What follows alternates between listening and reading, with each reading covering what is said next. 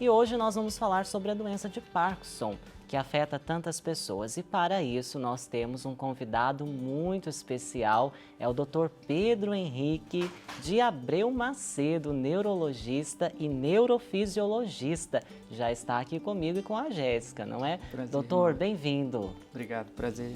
Prazer Alegria. estar aqui, Jéssica. Prazer você de casa também. Alegria tê-lo conosco, viu? Para falar sobre o Parkinson, né? Algo que a gente vê que afeta tantas pessoas no nosso Brasil. Primeiro, gostaria que o senhor contasse para a gente o que é o Parkinson. O Parkinson é a segunda doença neurodegenerativa mais comum. Ele só perde para o Alzheimer. E, por ser uma doença neurodegenerativa, ele vai atrofiando o cérebro. E, no caso, a gente está muito acostumado, né, com a ver o paciente tremendo, todo mundo associa o Parkinson a tremor. Só que o Parkinson é muito mais do que isso. O Parkinson, por ser uma doença degenerativa, vai acometendo os neurônios que produzem a dopamina. E a dopamina é o neurotransmissor essencial para regular os movimentos. Então vai acontecendo que o paciente pode, além do tremor, ter rigidez. Uma marca característica do quadro neurológico é lentidão dos movimentos, o paciente vai ficando lento. A mímica facial começa a ficar totalmente rígida, o paciente fica sem expressão. Então acaba que o paciente, além de tudo, pela rigidez, pela questão da lentidão, aumenta o risco de queda. Então esse é basicamente o quadro clínico que a gente costuma ver nos pacientes com Parkinson. Olha só que interessante, né? E também afeta a questão da postura da pessoa, né? No caminhar, a gente percebe muito isso, não é, doutor? Pela rigidez, o paciente fica com dificuldade de começar a andar. Então aquele passo largo que ele vinha tendo, começa a ficar mais curtinho. E aí, como ele não tem aquela agilidade, ele tende a tombar para frente ou tombar para trás. E aí que vem o risco de queda, fratura, bater cabeça. Desencadeia outros problemas, outras complicações. né? A quebra de algum osso, enfim, né? Outras questões todas. Exato. Agora, como que a gente pode identificar a fase inicial do Parkinson? Hoje a gente estima que o Parkinson, nos trabalhos mostram para a gente que ele começa mais cedo, né? Cerca de 10 anos antes da pessoa começar a apresentar o tremor, ela começa a ter intestino preso, ela começa a ter quadro depressivo, ansioso, começa a falar no sonho, começa a se mexer, se bater no sonho, começa a perder o olfato, sem ter correlação com Covid. Sim. Tá? E aí, no caso, depois, quando a doença vai avançando, quando vai falhando essa dopamina, começa o tremor. E a marca característica é quando o paciente começa a tremer em repouso, com a mão parada. Não é aquele tremor quando vai pegar um copo. É o tremor com a mão tá paradinha, geralmente é mais de um lado, depois começa a passar para o outro, depois começa a passar para as pernas. E quais são os fatores causadores da doença? É hereditário? Tem alguma coisa na vida, assim, algum uso de algum produto que pode também afetar, causar a doença? Ou existem mitos, verdades a respeito disso? Existem fatores genéticos que são muito conhecidos, tá? Mas não quer dizer que uma pessoa da família teve, a outra vai ter, né? Acontece que isso aumenta a predisposição. Mas se sabe que pesticida, agrotóxico, metal pesado, tudo isso tem correlação com a questão de desenvolver o Parkinson. E, além de tudo, também várias pancadas na cabeça. A pessoa que teve muito trauma na cabeça pode acontecer de desenvolver o Parkinson. De fator protetor, é até curioso, o café tem tido correlação com proteção para Parkinson e atividade física regular também. Olha, que interessante. E acomete mais homens ou mulheres? Mais homens. Não uma proporção tão maior. A gente fala cerca de 60% homem e 40% mulher. Olha que a gente costuma ver. Interessante isso. E assim, nós até falávamos aqui um pouco antes que percebíamos pessoas com uma certa idade já com Parkinson, mas tem pessoas jovens que descobrem. Descobrem o quê? A partir dos 30 anos? É possível isso? É possível. O Parkinson, quando ele começa muito cedo, ele tem muito fator genético envolvido. Aí sim, por uma falha genética, começa a produzir a proteína, que é a alfa-sinucleína, de uma forma patogênica, que aí começa a degenerar ali, começa a matar os neurônios. Então a pessoa começa a ter sintoma muito cedo. E doutor, existe alguma forma de prevenção do Parkinson, alguma coisa que nós podemos fazer no nosso dia a dia para evitar a doença? Tem. Atividade física. Esse daí é o principal. Não precisa ser nenhuma atividade física intensa. Aquela simples caminhada, 2h30 por semana, isso daí já ajuda a afastar qualquer doença neurodegenerativa. Ao mesmo tempo, evitar a questão de agrotóxico, pesticida, metal pesado. Então, a ter muito cuidado na questão alimentar e evitar aqueles traumatismos na cabeça também. A microbiota intestinal, ela influencia nisso também? Influencia. A gente sabe que existe o eixo intestino-cérebro. Então, tudo que a gente come, né, aquela microbiota ali pode influenciar o que vai diretamente também para o nosso cérebro. E tanto é que tem uma corrente dentro da neurologia que estima que o Parkinson começa no intestino. Olha. Justamente por essas agressões na questão de microbiota, pode acontecer da pessoa desenvolver o Parkinson. Por isso que é muito importante uma boa alimentação, atividade física, ser o mais saudável possível. Olha, doutor, na vida, assim, cuidando de pessoas que têm a doença, eu percebo que a autoestima cai muito. Porque as pessoas não conseguem mais realizar aquele trabalho, aquela tarefa que às vezes é comum do dia a dia, sente muita dificuldade. Então, recebendo o diagnóstico da doença, como a família pode ajudar, os amigos podem ajudar a pessoa para que ela possa ter uma vida mais ativa, normal, viver em paz, não é, Jéssica, com a doença? O diagnóstico é clínico. Então, a pessoa começou a ter o sintoma, precisa ir no neurologista para ser avaliado. E aí a gente começa a medicação. A medicação, ela tende a melhorar os sintomas, tanto de lentidão, tanto de rigidez, quanto do tremor. Então, com isso, o paciente volta a ter uma certa autonomia. É importante a gente lembrar que o quadro da doença é progressivo, mas aos poucos a gente vai fazendo os ajustes nas medicações. E o paciente não vai ter tanto impacto na qualidade de vida dele.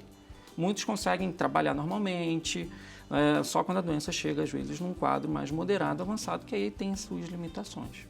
E quais são as opções de tratamento que nós encontramos? Como a doença está ligada com a baixa da dopamina, a gente inicialmente começa a repor a dopamina através das medicações. Com isso, é muito importante falar que o paciente que toma um remedinho, né, que é a levodopa, para repor a vitamina, ele não pode alimentar 1 hora antes ou depois de tomar um remédio, senão a comida compete com o remédio. Então, a gente faz a medicação, depois a gente vai adicionando outras medicações que vão ajudando. Alguns pacientes podem se beneficiar também da parte de cirurgia. Mesmo, olha. Que aí coloca um eletrodozinho lá no cérebro, mas não é todo paciente que está indicado. Entendi. Olha só, vale a pena a gente conhecer e saber mais. Doutor, nós preparamos um VT com alguns depoimentos sobre a doença para nós conhecermos melhor. Vamos assistir? Olá, eu sou Rutileia Campos, tenho 44 anos, moro em Maragogipe, na Bahia. Aos 38 anos eu fui surpreendida com a doença de Parkinson precoce. Eu, desde criança, tinha um sonho de ser bailarina e na minha infância eu não pude realizá-lo. Somente aos 34 eu me tornei bailarina e aos 38 a doença de Parkinson veio tentar me dar uma rasteira, tirando o equilíbrio do meu lado esquerdo, me deixando sem forças para caminhar, sem equilíbrio para andar e com muitos tremores, além de muitas dores físicas e os sintomas também não motores da doença, que a doença traz.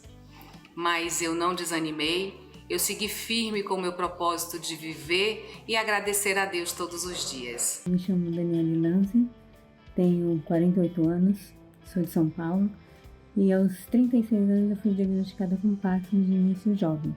Depois de 6 anos em busca do que eu tinha, dos sintomas que começaram a surgir. Eu fiquei 2 anos e meio em depressão profunda, chorava muito, achando que a minha vida tinha acabado e que eu ia definhar até morrer. E não foi o que aconteceu, Tô aqui agora, esse ano completo 19 anos com a doença. E depois desse período de depressão, eu acabei escrevendo um projeto chamado Vibrar com Parkinson para ajudar e divulgar informações sobre a doença. Olá, me chamo Samuel, tenho 38 anos, sou de São Vicente, litoral paulista. Fui diagnosticado com a doença de Parkinson aos 36 e tenho sintomas desde os 32. Eu senti medo, raiva, culpa, mas eu recebi da minha família todo o apoio que eu precisava. Incentivado por minha esposa, voltei a treinar jiu-jitsu, musculação, capoeira e até mesmo ir trabalhar de bicicleta, fazendo um percurso de 20 km por dia. Então eu percebi que a vida com Parkinson não era o fim.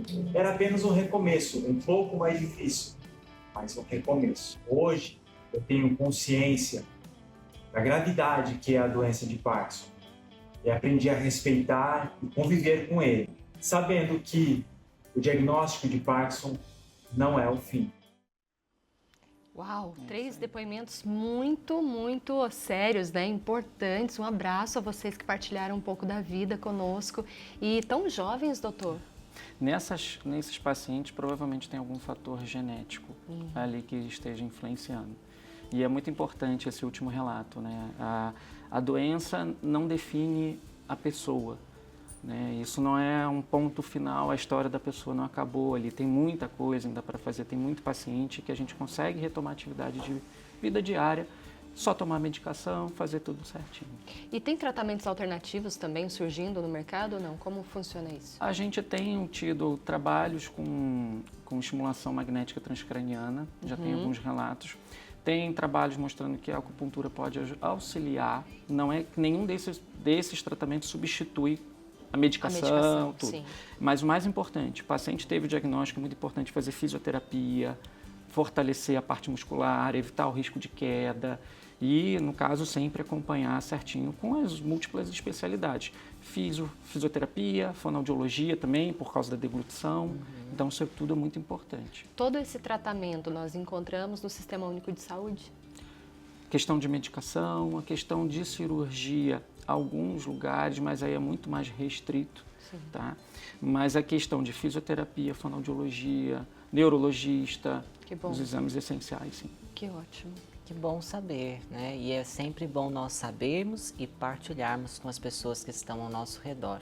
Não vale a pena se desesperar. Ao receber o diagnóstico da doença, procure o tratamento, faça tudo direitinho. Assim você poderá ter uma vida normal, viver bem, apesar da dureza que é receber o diagnóstico. Mas mantenha-se firme na fé e na esperança. Deus sabe o que faz, não é, Jéssica? É verdade. Eu tenho um depoimento da minha própria família, né? Eu perdi o meu tio fez a Páscoa dele, a passagem dele, através dessa doença, o Parkinson, que foi muito duro, assim, mas com a graça de Deus, a família reunida, um tio ainda, outro, né, ajudando muito ali nos cuidados diários e a esposa dele também ali naquela batalha diária, cuidando com muito amor, ele teve uma vida boa até o seu fim. Graças a Deus. Então a gente não pode perder isso, né? Toda doença que as pessoas, sobretudo os da família, né, elas estão desenvolvendo, eu acho que o melhor tratamento, além de toda essa questão médica, é o amor. Então estejam presentes, isso faz toda a diferença, né, irmão? Com certeza, o amor é sempre fundamental em todas as nossas relações. E também não podemos nos esquecer que a atividade física é remédio para tudo. Sempre, remédio para a vida, é verdade. Pra vida. Ô, doutor, muito obrigada pela presença aqui conosco. Volte sempre. Obrigado pelo convite. Doutor, obrigado pela partilha, Obrigado. pelo conhecimento que o senhor trouxe para nós e que Deus e Nossa Senhora Aparecida acompanhem o senhor na sua missão. Amém. Tá bom? Muito obrigado pelo convite. Até logo. Até a Volte próxima. Até a sempre, próxima. Volte sempre. Agora